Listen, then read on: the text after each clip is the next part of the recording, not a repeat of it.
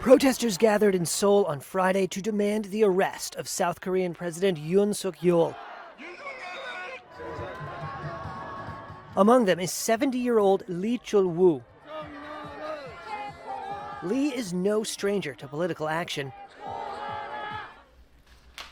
He participated in pro-democracy student rallies in the 1980s. And when Yoon this week declared martial law, it immediately recalled memories of past abuses by South Korean military strongmen and their enforcers.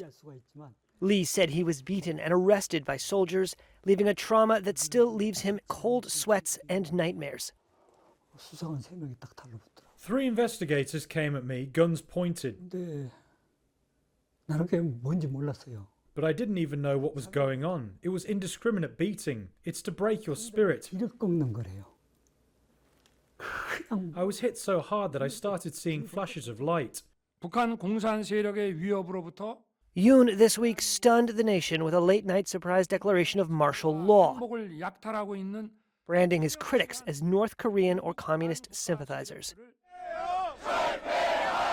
The move drew an immediate surge of opposition. Demonstrators raced to the parliament where they faced down soldiers. Lawmakers inside voted to reject the martial law declaration. Hours later, Yoon lifted the declaration. Now he is facing calls of impeachment and prosecution. I felt relief when I heard the martial law had failed.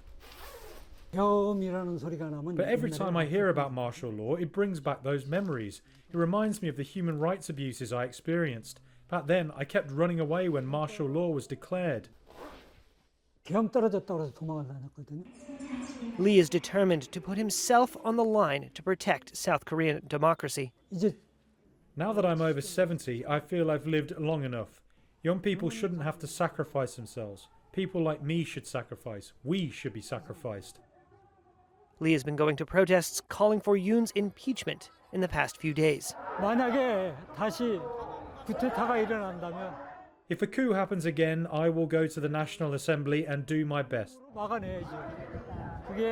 That's the way to save the country.